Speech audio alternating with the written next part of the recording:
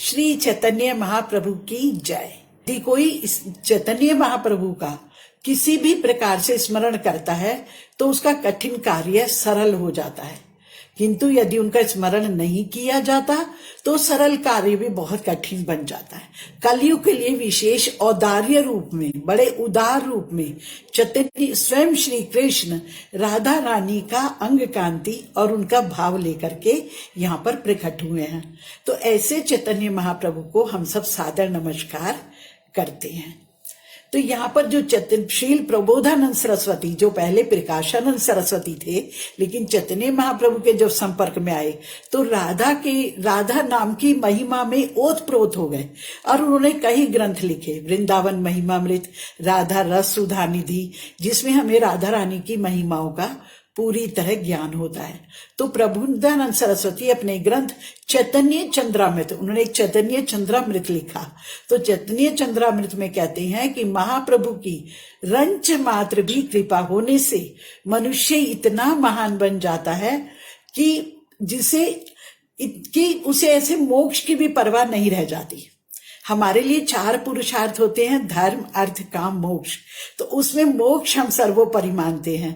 लेकिन जब मनुष्य चैतन्य चंद्रामृत के आधार पर जब चैतन्य महाप्रभु की महिमा को पढ़ता है, समझता है, तो इतना महान हो जाता है कि उसे मोक्ष की भी परवाह नहीं रहती। और इस तरह भगवान चैतन्य का भक्त स्वर्ग लोक में निवास करने को माया जाल मानता है। उसके लिए स्वर्ग भी बहुत तुच्छ है। यदि उससे कहा जाए कि तुम्हें स्वर्ग दे रहे हैं तो बहुत तुच्छ मानता है, क्योंकि उसको कुछ भी उसकी परवाह नहीं है। स्वर्ग तो बहुत तुच्छ है, क्योंकि स्वर्ग तो इसी ब्रह्मांड के अंदर है। लेकिन यदि हम चैतन्य महाप्रभु की पूजा अर्चना करते हैं तो हमें श्वेत द्वीप में, गोलोक वृंदावन में ही एक तरह से प्रवेश मिलता है। वहीं उसके साथ जो गोलोक वृंदावन, मैंने पहले भी बताया था कि गोलोक वृंदावन जैसे कमल के पुष्प का परागण, और उसी के परागण के चारों तरफ एक बाउंड्री होती है चौकोर, उसे बोलते हैं श्वेत द्वीप। तो वहीं पर ही भगवान चैतन्य महाप्रभु की आराधना करने वालों को वहां पर दिव्य गोलोक धाम में ही प्रवेश मिलता है। तो यहाँ बताते हैं हरिभक्ति विलास, जो एक ग्रंथ है जो किसने लिखा, सनातन गोस्वामी ने, वो भी बोलते हैं कि यदि हम चैतन्य महाप्रभु का स्मरण मात्र भी कर लेते हैं तो कठिन से कठिन कार्य भी हमारा आसान हो जाता है, बहुत सरल हो जाता है। क्योंकि कलयुग के जैसे लोहो का युग है, कलह का युग है, इसमें स्वयं कृष्ण चैतन्य महाप्रभु के रूप में अवतरित हुए हम लोगों का कल्याण करने के लिए। तो यहाँ बताते हैं, हमने पहले पिछली क्लास में, आपको याद होगा, हमने चैतन्य महाप्रभु के प्रकट होने के बाह्य कारण भी लिए थे। बाह्य कारण और आंतरिक, जो उनके गुह्य कारण, जो उनके मुख्य कारण थे कि किस लिए चैतन्य महाप्रभु इस धराधाम पर प्रकट हुए। स्वयं कृष्ण यहाँ पर क्यों प्रकट हुए चैतन्य के रूप में और भक्त के रूप में, क्योंकि भक्त के रूप में आए तो उन्होंने भक्ति करना सिखाया कि हम किस प्रकार भक्ति करके हम भगवान के धाम और उनके प्रेम को प्राप्त कर सकते हैं। तो इस तरह हम देखते हैं कि जो नंद के पुत्र हैं, जो यशोदा के पुत्र हैं, वो शची माता के रूप में उसी तरह प्रकट हो गए जैसे कि एक ग्रहण के बाद चंद्रमा निकलता है एकदम से, और हुआ भी इसी तरह। जब चैतन्य महाप्रभु प्रकट हुए तो उस दिन चंद्र ग्रहण था, लेकिन जैसे ही चंद्र ग्रहण का उऋण हुआ तो ये गौर चंद्र वहां पर प्रकट हो गए यहाँ पर। तो यहाँ पर बता रहे हैं कि उनकी आज हम जो सुनेंगे, आज हम उनकी कुछ बाल लीलाओं का वर्णन सुनेंगे कि किस प्रकार से कृष्ण की ही तरह चैतन्य महाप्रभु ने भी बहुत सारी बाल लीलाएं की। तो यहाँ बोलते हैं कि मैं उन चैतन्य महाप्रभु की बाल लीलाओं को सादर नमस्कार करता हूँ, जो कि स्वयं भगवान कृष्ण है। और ये उनकी लीलाएं उनके सामान्य बालक के कार्यकलाप के समान लग रही है, लेकिन उन्हें हमें समझना चाहिए कि किस प्रकार से चैतन्य महाप्रभु ने अपनी लीलाओं के द्वारा सबको आनंद प्रदान किया। तो सबसे पहले क्या किया कि सबसे पहले माँ की गोदी में लेटे हुए हैं, अभी छोटे से बच्चे हैं, और बिस्तर पे लेटे लेटे माँ ने जैसे उठाकर बिस्तर पे लिटाया कि बच्चा बहुत देर से गोदी में है, थोड़ा इसे बिस्तर पर सुला देती हूँ। अगर बिस्तर पर सुलाऊंगी तो ये कुछ आराम से सोएगा, क्योंकि गोदी एक संकीर्ण जगह है, बिस्तर पर थोड़ा फैलकर सो जाएगा। लेकिन जैसे ही लेटे, माहिया ने लिटाया तो देखा तो उनके चरण चिन्ह दिखाई दे, उल्टे पुल्टे चरण कर रहे हैं, अपने चरणों को इधर उधर दिखा रहे हैं। तो वो देखते कि अरे ये चरणों में तो कुछ अजीब से कुछ विशेष चिन्ह है। तो कहते महाप्रभु के जो छोटे छोटे चरण थे, उसके अंदर ध्वज, वज्र, शंख, चक्र तथा मछली, जो चिन्ह बिल्कुल कृष्ण के चरणों में है और राधा रानी के चरणों में है, वो ही चिन्ह उनके चरणों में दृष्टिगत हो रहे हैं। तो श्री राधा रानी और कृष्ण के जो दोनों चरण के चिन्ह हैं, वो महाप्रभु के दाहिने चरण में, जो राधा रानी के चरण, दोनों चरणों के चिन्ह है, वो महाप्रभु के बाईं चरण में है। तो इस प्रकार से वो चरण दिखा रहे। मैया देखकर बहुत हैरान हो गई, क्योंकि एक बार क्या हुआ था पहले कि अभी भगवान जब अभी घुटरियां ही चल रहे थे, लेकिन एक दो बार उन्होंने अपने चरणों को धरती पर टिकाया। जैसे ही टिकाया तो उनके चरणों के चिन्ह वहां पर अंकित हो गए। तो जगन्नाथ मिश्र और सच्ची माता देख रहे हैं कि हमारे आंगन में ये सारे विशेष चिन्ह कहाँ से आ गए। तो उन्होंने तब तो कोई ज्यादा ध्यान नहीं दिया, लेकिन जैसे ही उन्होंने अभी आज चरण देखे तो समझ गए, अरे ये तो हमारे इस बच्चे के ही चरण हैं, ये छाप तो इसके चरणों से आ रही है, तो ये सब इसके चरणों में कैसे आ गए। तो जगन्नाथ मिश्र कह रहे हैं, अभी अपने बच्चे को कुछ भी नहीं मान रहे, बोल रहे निश्चय ही बाल जो कृष्ण है वो शालिग्राम शिला हमारे घर में है, उनकी पूजा होती है, तो लगता है ये बच्चा जो है ये शालिग्राम शिला के साथ कई बार खेलता है, तो उसी के जो चिन्ह है वो इसके चरणों में आ गए हैं। तो माता शची और जगन्नाथ मिश्र बातें ही कर रहे थे, तब बालक जो था निमाई रोने लग गया। निमाई कौन है? गौर को ही निमाई बोलते हैं। तो क्योंकि इनका जब जन्म हुआ था तो वहां पर पास में ही वृक्ष था नीम का, तो इनको बहुत जल्दी से रोते थे बार बार। तो सब गांव की स्त्रियां जो थी उन्होंने बोला इसका नाम निमाई रख देते हैं। एक कारण और भी था, क्योंकि निमाई से पहले जो जगन्नाथ मिश्र और शची माता की और संतानें हुई थी, वो संतानें ज्यादातर नहीं रही, सब चली गई थी। तो उन्होंने कहा इसका नाम हम निमाई रख देते हैं। अगर नीम का इसके साथ नाम रहेगा, नीम कड़वा होता है, तो इसकी अला बला उतर जाएगी। तो माता शची और अभी बात कर रहे थे, तो निमाई जग गए और माता ने गोदी में उठा लिया और अपने स्तन से दूध पिलाने लगी। अब स्तन से दूध पार करा रही हैं, स्तनपान करा रही हैं, तब उन्होंने अपने पुत्र के चरणों में वो सारे चिन्ह देखे। अब ध्यान दिया उसके चरणों पर, तो सारे चिन्ह दिखाई दे रहे हैं। कह रही है हाँ, यही सारे चिन्ह तो हमारे आंगन में भी थे, तो शालिग्राम जी के साथ रहने से इसके चरणों में कैसे चिन्ह आए। तो अब देख करके उन्होंने क्या करा, जो उनके पिताजी थे चैतन्य महाप्रभु के नाना जी, वो बहुत बड़े ज्योतिषाचार्य थे। तो जब उन्होंने देखा तो उन्होंने अपने पिताजी को बुला भेजा, और जब नीलांबर चक्रवर्ती वहां आते हैं तो हंसते हुए कहते हैं कि मैंने तो पहले ही नक्षत्र गणना से निश्चित कर लिया था और लिख भी लिया था कि यह जो बालक है ये इसके अंदर 32 लक्षण हैं। 32 लक्षणों से महापुरुष का बोध होता है। जिस भी शरीर के अंदर ये 32 लक्षणों का दर्शन होता है, वो समझो वो विशेष है, महापुरुष है। और इस बालक के अंदर तो ये सारे ही 32 लक्षण है। तो महापुरुष के शरीर में 32 लक्षण होते हैं। इसको हम चाहें तो नोट भी कर सकते हैं, नहीं तो फिर आज मैं रिकॉर्डिंग अभी नहीं कर पा रही हूं, लेकिन ये फेसबुक पर आएगा तो आप वहां से लेकर कर लेंगे। तो उसके शरीर में 32 लक्षण है। जैसे शरीर के 5 अंग बड़े होते हैं, 5 अंग सूक्ष्म होते हैं, 7 अंग लाल रंग के होते हैं, 6 जो अंग हैं वो उठे हुए होते हैं, 3 अंग छोटे होते हैं, 3 अंग चौड़े होते हैं, 3 अंग गहरे यानी कि गंभीर होते हैं। तो इसमें 5 अंग बड़े जो हैं वो कौन कौन सी हैं? नाक, बाहें, ठुड्डी, आंखें और घुटने। जो महापुरुष होते हैं उनके ये 5 अंग अच्छे बड़े होते हैं और साधारण से थोड़े से अच्छे अलग से पता चलते हैं। और 5 अंग सूक्ष्म होते हैं, जैसे चमड़ी, जो त्वचा है वो बहुत कोमल होती है, उंगली के छाप ये बहुत कोमल है, छोटे होते हैं, सूक्ष्म होते हैं, और दांत, शरीर के रोएं, सिर के बाल, तो 5 सूक्ष्म अंग होते हैं। 7 लाल रंग वाले अंग होते हैं। अब सिर के बाल ये मत सोचिए कि बहुत छोटे होते हैं, छोटे नहीं होते, पतले होते हैं, मोटे नहीं होते हैं। मोटे बाल किसके होते हैं? पशुओं के। तो जो कोमल अंग वाले होते हैं उनके सिर के बाल पतले होते हैं, सूक्ष्म हो, कहते हैं ना रेशम जैसे उनकी अलकावली लहराती है। तो 7 लाल रंग वाले अंग हैं, आंखें, तलवे, हथेलियां, तालू, नाखून और ऊपर नीचे के होंठ, ये लाल रंग। इनके अंदर अलग से लालिमा। आंखों के अंदर देखिए भगवान कृष्ण के भी आंखों में करुणामयी लाल डोरे होते हैं। और पैर के तलवे बार बार हम जिक्र करते हैं, और हथेलियां, तालू, नखून तथा ऊपर और नीचे के होंठ बहुत सुंदर लालिमा युक्त होते हैं। 6 उठे हुए अंग होते हैं, वक्षस्थल, कंधे, नाखून, नाक, कमर तथा मुंह। और 3 अंग छोटे होते हैं, गर्दन, जांघ तथा शीर्षांग। तो 3 चौड़े अंग हैं, कमर, ललाट तथा वक्षस्थल। और 3 गहरे अंग हैं, तीनों में बहुत गहराई गंभीरता होती है, नाभि, वाणी तथा प्राण।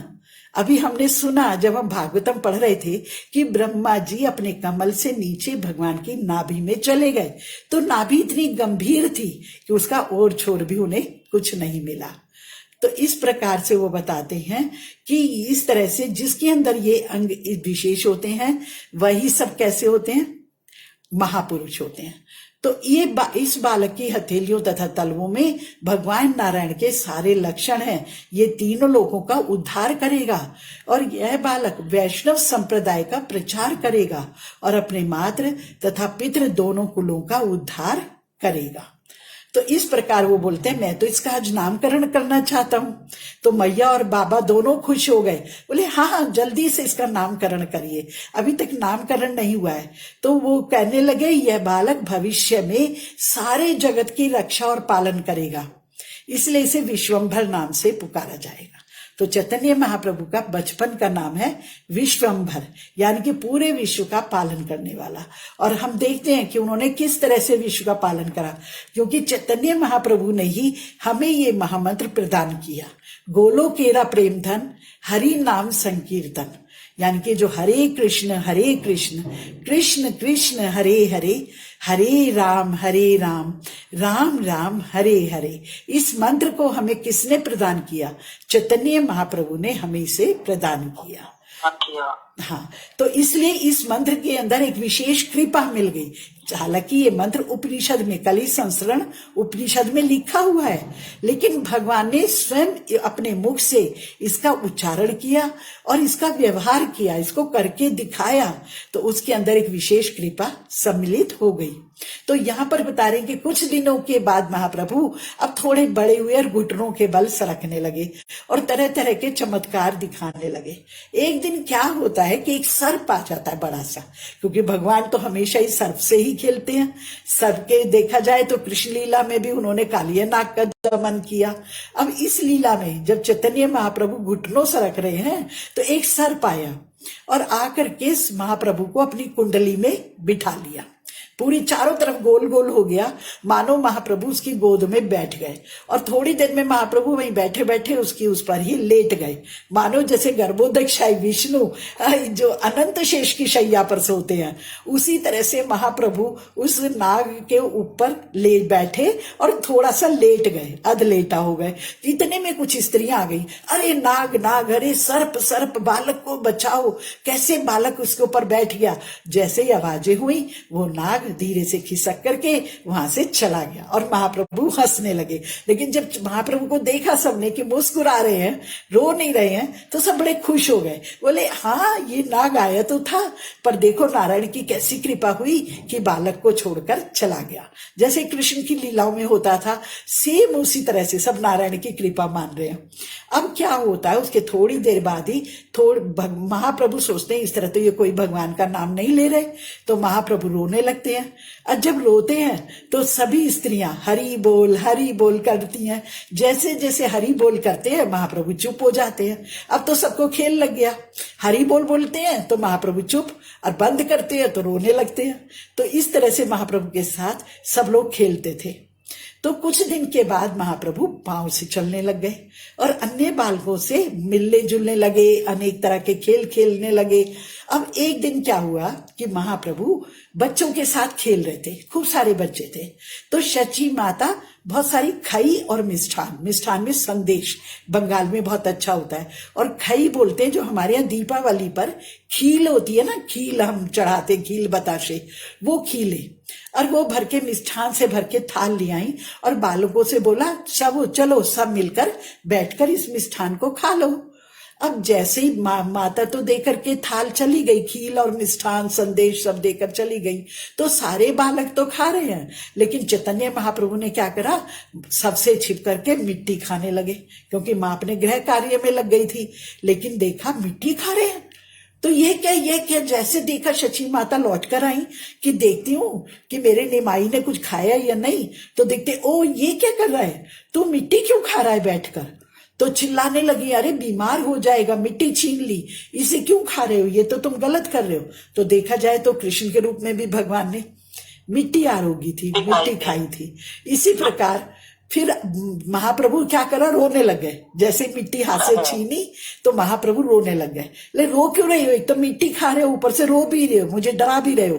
बोले नहीं नहीं, आप नाराज क्यों होती हैं, आपने तो मुझे मिट्टी ही तो खाने के लिए दी है, इसमें मेरा क्या दोष है। आप ही मुझे मिट्टी दे गई और मैं मिट्टी खा रहा हूं, और आप मेरे हाथ से ले भी रही हो और डांट भी रही हो। तो वो बोलती है कि अरे ये हंस तुम कैसी बातें कर रहे हो, मैंने तुम्हें कब दिया मिट्टी। बोले ये जो तुम मुझे खाई और संदेश दे गई, मिठाई दे गई हो, ये सारे खाद्य पदार्थ मिट्टी के ही तो रूपांतर है, मिट्टी में ही उगते हैं, मिट्टी के ही रूपांतर है, मिट्टी से इन सब का निर्माण हुआ है, तो ये भी मिट्टी है और वो भी मिट्टी है। तो इस पर विचार करें, अंतर क्या है अगर मैं मिट्टी भी खा भी रहा हूं। यहां महाप्रभु ने बहुत सुंदर खेल खेल में ही अपनी मैया को मायावाद का संदेश दिया, और दूसरा भी किस तरह से समझा रहे हैं। वो कहते हैं ये शरीर मिट्टी का ही तो विकार है, और खाने की वस्तुएं भी मिट्टी के विकार हैं, तो कृपया इस पर विचार करें। आप बिना विचार के ही मुझे दोष दे रही हैं और मुझे डांट भी रही हैं, तो मुझे बिल्कुल नहीं अच्छा लग रहा है। तो मैया कहती है अरे आज तू कैसी बातें कर रहा है, यहाँ पर तू इस तरह की बातें कर रहा है मेरे से। तो बड़ी आश्चर्यचकित हुई, क्योंकि प्रभु ने इसमें क्या करा, बहुत सारा मायावाद बोल दिया। चैतन्य महाप्रभु ने बोला कि परम गुरु के रूप में मायावाद का दर्शन का उपदेश दे रहे हैं। क्या कह रहे, ये शरीर भी मिट्टी है और खाद्यान्न भी मिट्टी है। इसी कथन से उनका अभिप्राय यह है कि हर वस्तु माया है। ये मायावाद का दर्शन है। मायावादियों का दर्शन दोषपूर्ण होता है, क्योंकि इसकी मान्यता में मूर्खतावश वो क्या कहते हैं कि हर वस्तु माया है, हर वस्तु इस जगत में उत्पन्न हुई है, तो यही सब माया। हर वस्तु को माया समझ के मायावादी दार्शनिक भक्ति का अवसर खो देते हैं। वो कहते हैं कि जो कुछ भी इस संसार में हम देख रहे हैं, ये जो कुछ भी नाना प्रकार के आनंद हम देख रहे हैं, आनंद भोगने के हम इच्छुक रहते हैं, लेकिन ये सब क्या है, सब यही से उत्पन्न हुआ है, यही का रूपांतर है। और भगवान क्या है, भगवान तो निर्विशेषवाद निराकार हैं, और भगवान का इसमें कोई स्वरूप नहीं है।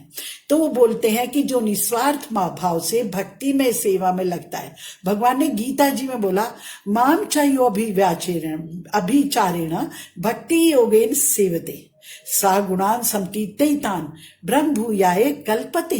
जो निस्वार्थ भाव से भक्ति में सेवा में लगता है और भगवान की तुष्टि के लिए सेवा करता है, वह तुरंत आध्यात्मिक पद को प्राप्त होता है। लेकिन मायावादी क्या करते हैं, वो ब्रह्म तेज में समाने का प्रयत्न करते हैं। जैसे मैंने उस दिन एक आपको उदाहरण बताया था कि एक बच्चा माँ ने प्रसव किया, माँ के पेट से बाहर आ गया, और फिर कहता है मैं तो तुम्हारे पेट में ही घुसना चाहता हूं। तो क्या वो घुस सकता है? घुस भी नहीं सकता, और देखा जाए तो उसकी बात बहुत मूर्खतापूर्ण है। इसी तरह ये जो मायावादी हैं, ये क्या कहते हैं, हम सब यहीं से पैदा हुए और यही भगवान की उसे परम ज्योति के अंदर समाना चाहते हैं। तो जब इस तरह के दृष्टांत चैतन्य महाप्रभु सुनाने लगे, तो बोलने लगी तू छोटा सा तो बालक है, और तू इस तरह के दार्शनिक तर्कवीरता तुझे कौन सिखा रहा है, जो मिट्टी खाने को भी तू सही ठहरा रहा है कि सभी चीज मिट्टी का विकार है, तो मैं ये मिट्टी भी खा रहा हूं तो इसमें कोई दोष नहीं है। तो यहाँ पर माता शची कहती हैं कि ठीक है पुत्र, तुम कहते हो कि मिट्टी का ही सब रूपांतर है, मैंने मान लिया, लेकिन यदि हम अन्न में रूपांतरित मिट्टी खाते हैं, मिट्टी जब अन्न में रूपांतरित हो जाती है तो हमारे शरीर का पोषण करती है और हष्ट पुष्ट से हमारा शरीर बनता है।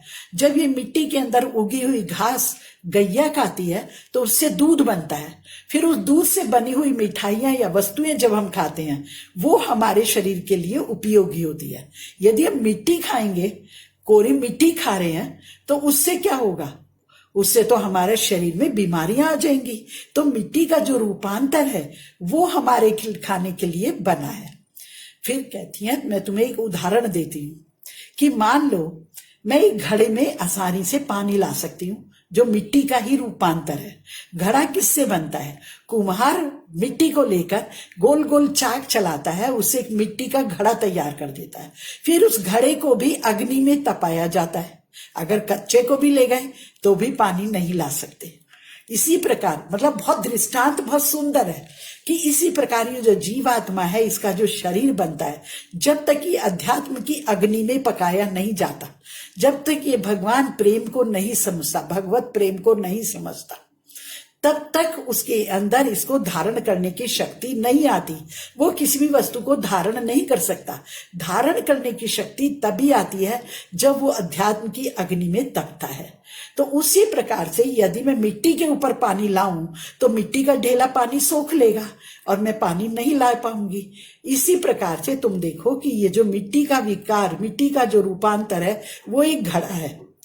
तो इस प्रकार से मैं उसको ले सकती हूँ। तो चैतन्य महाप्रभु बिल्कुल भोले बालक बन जाते हैं। और क्या बोलते हैं भोले बालक बन के वहां पर? आपने मुझे पहले क्यों नहीं बताया? आपने मुझे पहले ही सब दर्शन नहीं सिखाया, मुझे सब बातें आपने नहीं सिखाई, तो फिर आपने ये मेरे आत्म साक्षात्कार की विधि अब तक क्यों छिपा कर रखी थी? मैं तो अपने आप को समझ ही नहीं पाया कि एक मिट्टी के बर्तन की तरह मेरा रूपांतर है। तो इस प्रकार से अब मैं समझा इस दर्शन को। अब मैं मिट्टी नहीं खाऊंगा और जब भी भूख लगेगी तो मैं आपके स्तनों का ही पान करूंगा। यह कहकर महाप्रभु धीरे से हंसते हुए अपनी मैया की गोदी में चढ़ गए। इस तरह महाप्रभु अपने बचपन में विविध बहाने बनाते थे और अधिक से अधिक ऐश्वर्य दिखाते थे। चैतन्य महाप्रभु ने इतनी सुंदर करा कि अपनी हर लीला में हमें बहुत से आदर्श दिए।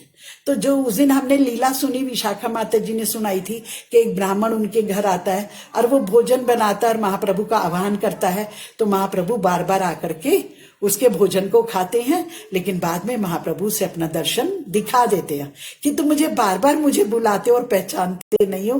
तो भगवान महाप्रभु ने वहां पर अपना कृष्ण रूप में उसको दर्शन कराया, उस ब्राह्मण को। फिर बताते हैं कि एक और लीला होती है कि महाप्रभु को दो चोर आते हैं और उन्हें उठा करके ले जाते हैं घर से बाहर। देखते हैं कि बहुत सुंदर इन्होंने आभूषण पहने हैं, बहुत सुंदर वस्त्र पहने हैं। तो अब इस बालक को हम एक काम करते हैं, एकांत में कहीं ले जाते हैं और इसके आभूषणों को उतार लेंगे। तो महाप्रभु ने क्या करा? उनको भ्रमित कर दिया। उनके कंधे पे आराम से बैठ गए और पहले एक के कंधे पर बैठे। जब बैठे तो महाप्रभु ने की कृपा से वो हरी हरी बोलने लगा और उसके मन से उसके आभूषण चुराने का विचार जाता रहा। अब दूसरे चोर ने पकड़ा, ला मुझे दे, तू तो बिल्कुल भ्रमित हो गया है।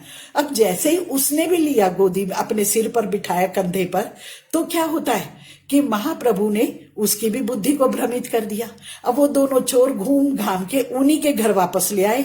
वहां पर सब ढूंढ रहे थे महाप्रभु को, तो वहां पर धीरे से उन्हें बिठाकर और वहां से भाग गए। किसी को पता ही नहीं चला कि महाप्रभु को दो चोर भी उठा कर ले गए थे। और इस बहाने महाप्रभु ने उन दोनों की बुद्धि में भी परिवर्तन कर दिया। छोटे से बाल्यकाल में वो इस प्रकार की लीला करते थे कि सबके हृदय में इस भगवान नाम का प्रचार प्रसार कर देते थे। अब एक दिन क्या होता है कि महाप्रभु ने बीमार होने का बहाना किया कि मैं बीमार हो गया हूं। तो उस दिन एकादशी का दिन था। अब ये बात बड़ी समझने की है। देखिए, आज भी एकादशी का दिन है, इसीलिए मैंने ये लीलाएं ली कि महाप्रभु की हम लीलाएं सुनते हैं। तो वो कहते हैं कि उसी दिन उन्हीं के वहीं गांव में एक हिरण्य और जगदीश नाम के दो भक्त रहते थे। भगवान के बहुत अच्छे भक्त थे नारायण के। तो जब एकादशी होती थी तो भगवान के लिए 56 भोग तैयार करते थे। वो कहते थे कि उपवास तो हमारा है, भक्त उपवास रखते हैं, लेकिन भगवान को तो नियमित रूप से भोग चढ़ाया जाता है, तो भगवान के भोग को कभी भी रोकते नहीं है। यहां से हमें शिक्षा मिलती है। आप बोलते कि आप बोलो कि भगवान का भोग लगना चाहिए अच्छे से अन्न का, तो ये बातें हम चैतन्य चरितामृत से सीख रहे हैं। वहां बोलते हैं कि उन्होंने बहुत सुंदर भोग बना रहे थे, तो महाप्रभु ने बीमार होने का बहाना किया, और जैसे उन्हें पता चला कि वहां पर भोग बन रहा है और वहां पर भोग चढ़ाया जाएगा भी भगवान को, तो वो रोने लग गए। क्योंकि जो हिरण्य और जगदीश थे उनके यहाँ पर विशेष आयोजन होता था हर एकादशी को, और इतना सुंदर भोग भगवान का तैयार होता था, और उस भोग को वहां पर भक्त उपवास रखते थे, लेकिन वो कहते थे भगवान का थोड़ी ना उपवास है, तो भगवान के लिए बहुत सुंदर सा भोग बनता था। और फिर जैसे अभी भी हमारे इस्कॉन के मंदिरों में है, भगवान का पूरा भोग बनता है और फिर उसको उठाकर रख देते हैं, किसी पशु पक्षी को भी नहीं देते हैं एकादशी के दिन अन्न, लेकिन उस अन्न को अगले दिन पारण के समय सब भक्तों में वितरण किया जाता है कि सब उसी से पारण करेंगे। तो चैतन्य महाप्रभु बीमार थे, तो उन्होंने क्या करा, आप रोने लग गए और अपने पिता से बोले कि मुझे तो वहां पर हिरण्य और जगदीश के घर से बहुत अच्छी सुगंधी आ रही है, मैं वो ही भोजन खाऊंगा, मुझे वो ही भोजन करना है। अब जगदीश मिश्र जी जो थे, जगन्नाथ मिश्र जी उठे और गए लेने के लिए, पर बड़ा शर्मा भी रहे थे कि क्या बोलूं, मेरा बच्चा आपके यहाँ जिद कर रहा है भोजन करने की, लेकिन फिर भी गए।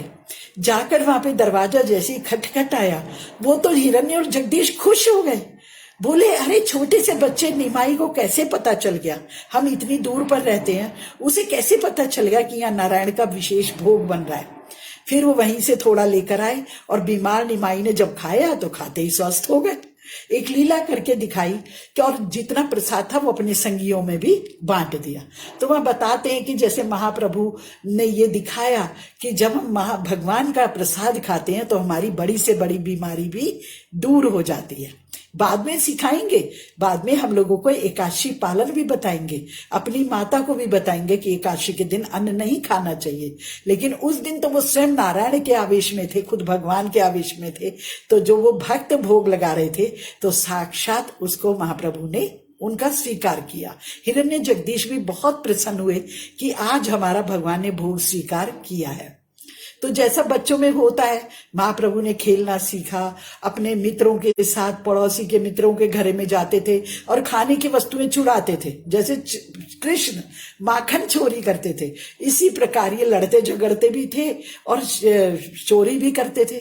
तो बच्चों ने शची माता शिकायत करी कि महाप्रभु ये जो निमाई है आपका बेटा, ये तो बहुत लड़ता है हम सबसे और सबकी चीजें भी चुराता है, और कभी कभी जो उनके माता पिता हैं वो डांट भी देते हैं, लेकिन ये किसी की डांट को नहीं मानता।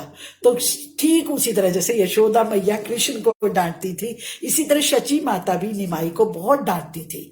अरे तू क्या करता है, अपने घर में कोई चीजों की कमी है जो औरों के घर में तू चुराने के लिए जाता है, तो दूसरे लड़कों को तू मारता भी है, करता भी है, तो ऐसे क्यों जाते हो, आखिर कौन सी ऐसी चीज है जो तुम्हारे घर में नहीं है।